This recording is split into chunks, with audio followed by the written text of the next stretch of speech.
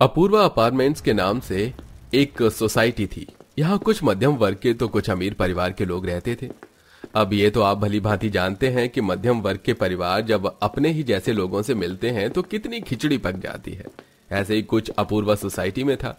सुबह के 6 बजे ही नहीं थे कि 30 वर्षीय सुप्रिया अपने बेटे रोहन को स्कूल भेजती है और सामने वाली पड़ोसन नंदिनी झाड़ू लगा रही होती है। तभी शीला भी झाड़ू लगाने लगती है। जल्दी जा बेटा, जल्दी जा, स्कूल की बस खड़ी हुई है। रोहन। अरे हाँ हाँ माँ, जा तो रहा हूँ। Bye mummy.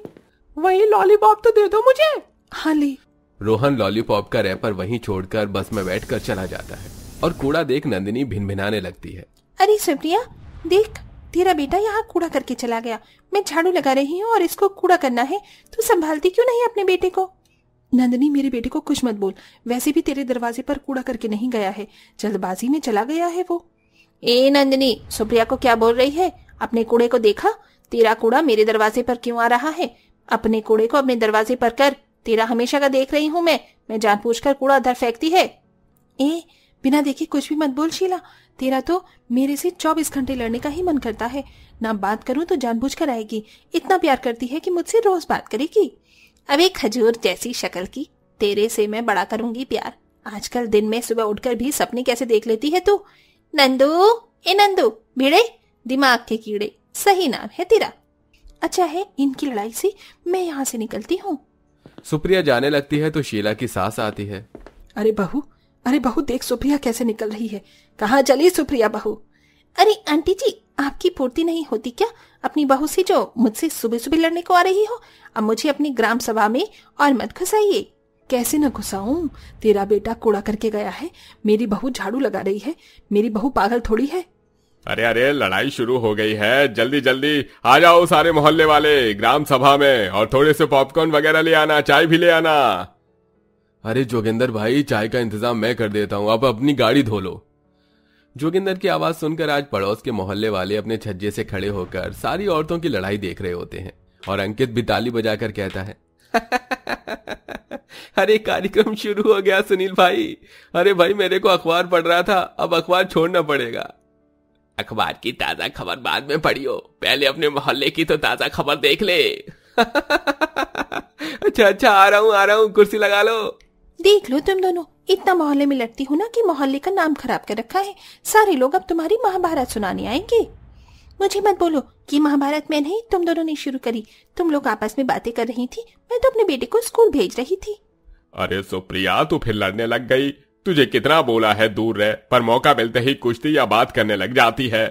हाँ जेठालाल, बेटा तू बिल्कुल ठीक कह रहा है। समझा अपनी बीवी को। तेरा बेटा कूड़ा यहाँ करके चला गया और साफ भी नहीं कर रही, मेरी बहू से लड़ रही है। आंटी जी, फिर से आप मेरे बेटे को बीच में घसीट रही हैं।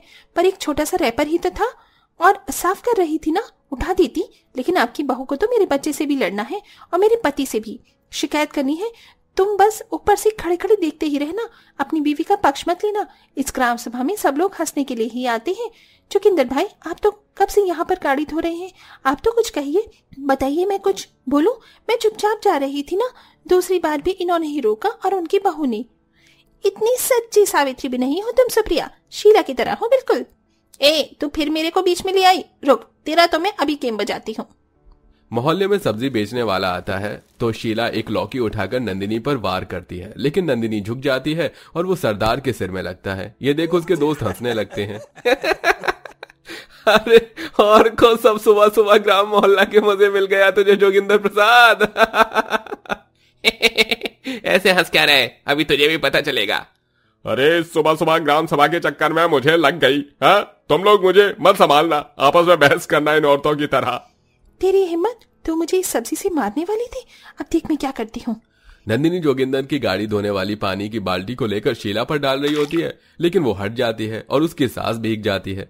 नंदिनी, तूने मेरे पर पानी डाला, अब देख मैं तुझे नहीं छोड़ूंगी। जानकी भी टमाटर हाथ में लेकर नंदिनी पर वार करती है, पर सुप्रिया को लग जाता है और सुप्रिया टमाटर उठाकर जानकी के परिवार पर वार करती है। और इस तरह से सारी औरतें आपस में सब्जी वाले की सब्जी को खत्म करके एक दूसरे पर सब्जी की बरसात करती हैं, जिसमें जेठालाल भी घायल हो जाता है और आसपास के मर्द भी कुछ लोग हंस रहे थे। तो एक तरफ सब्जी वाला अपना सिर नोच रहा था। अरे राम राम, बाप रे बाप, अरे मेरी सब्जी को तो छोड़ दो। अरे अभी अभी मैंने बोनी के लिए निकला था भैया, लेकिन यहाँ तो महामारी शुरू हो गया। अरे मेरे भिंडी टमाटर आलू लौकी छोड़ दो, इन्होंने तुम्हारा कुछ नहीं बिगाड़ा भाई। चुप कर तू, बड़ा आया सब्जी वाला, दिखाई नहीं देता यहाँ ग्राम सभा शुरू हो गई है। अब आया मजा, ये औरतें भी ना। तभी लड़ी हुई औरतें एक दूसरे का सिर भी नोचने लगती हैं, तो उनके पति और कुछ औरतें उन्हें शांत करवाती हैं और अलग करने की कोशिश करती हैं। लेकिन तभी सोसाइटी की सबसे अमीर औरत वंदना शाह हंसते मुस्कुराते हुए जॉगिंग करते हुए अपने घर से बाहर आती है और मुस्कुराकर जानकी से कहती है, और क्या हाल चाल है जानकी जी आपका? आप कहाँ अपना वक्त इन ग्राम सभा में, चलिए जॉगिंग करते हैं। अरे आप कैसी बातें कर रही हैं? देखिए ना, मेरी बहू और ये सारी औरतें लड़ रही हैं। सुबह सुबह ग्राम सभा बना रखा है मोहल्ले को, ऐसे में कैसे मैं जॉगिंग करने आपके साथ आ पाऊंगी? मेरे दिमाग में तो इनकी खिचड़ी पकती रहेगी। देखिए कैसे फेंका फेंकी कर रहे हैं। ये सब तो चलता रहता है, पर आप अपने लिए कब वक्त निकालेंगी?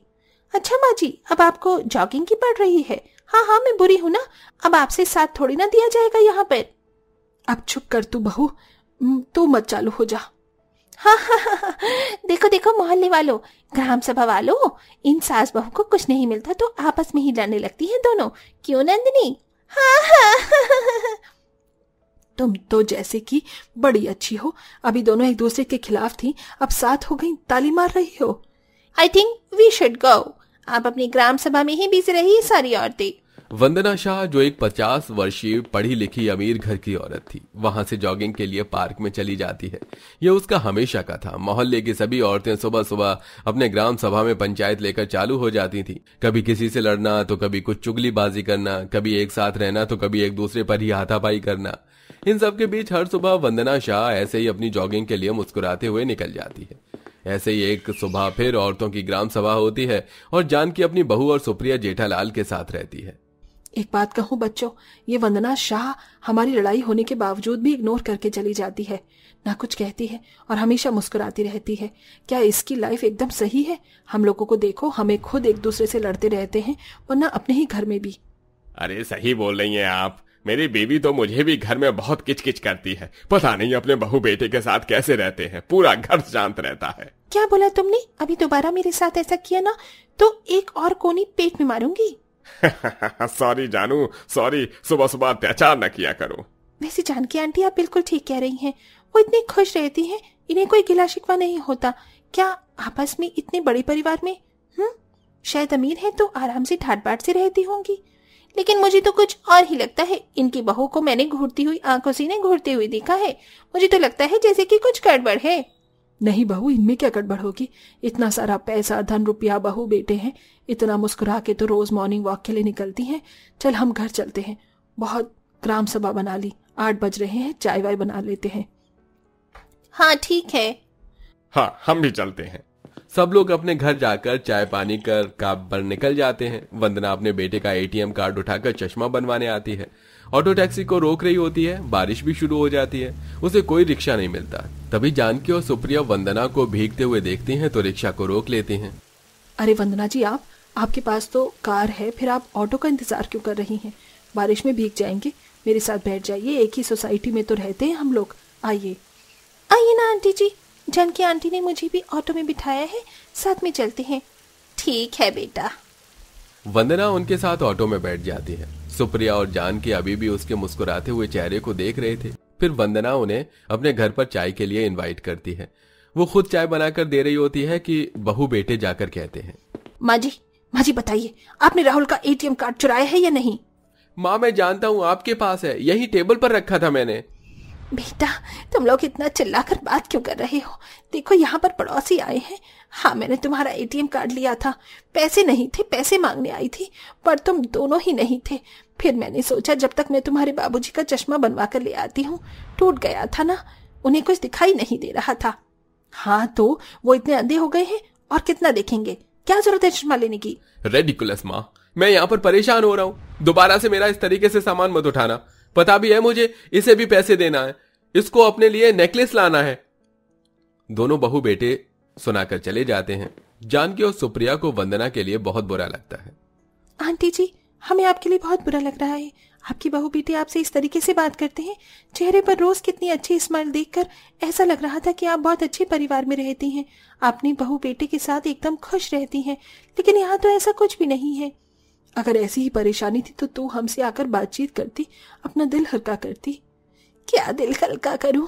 तुम सब लोग तो आपस में बात करते रहते हो, लड़ते भी हो, खुश भी रहते हो, लेकिन मेरे बहू बेटे मुझे सोसाइटी में आने ही नहीं देते। तुम्हारी ग्राम सभा देखकर मुझे कभी कभी अच्छा लगता है, मन करता है आऊं, लेकिन मेरा बेटा बहू की बात सुनता है और बहू मेरे बेटे को मेरे बारे में कुछ भी बोल देती है। देखा था ना? और फिर परेशानी बता करके क्या करना है? जिंदगी में है तो मुस्कुराना पड़ता ही है।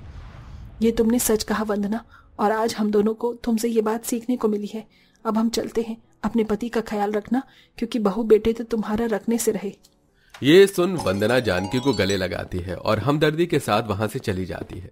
जानकी ये बात अपनी बहू को भी बताती है और सुप्रिया अपने पति को। उन्हें यह बात सीखने को मिलती है कि जिंदगी में चाहे कितने भी दुख दुविधा आ जाएं, लेकिन हमेशा मुस्कुराहट के साथ जिंदगी के हर परेशानी को कम किया जा सकता है। दोस्तों, क्या आपको भी मेरी ही तरह मोहल्ले की लड़ाई देखने में बहुत मजा आता है? अगर हाँ तो कमेंट बॉक्स में हाँ लिखकर जरूर बताइए।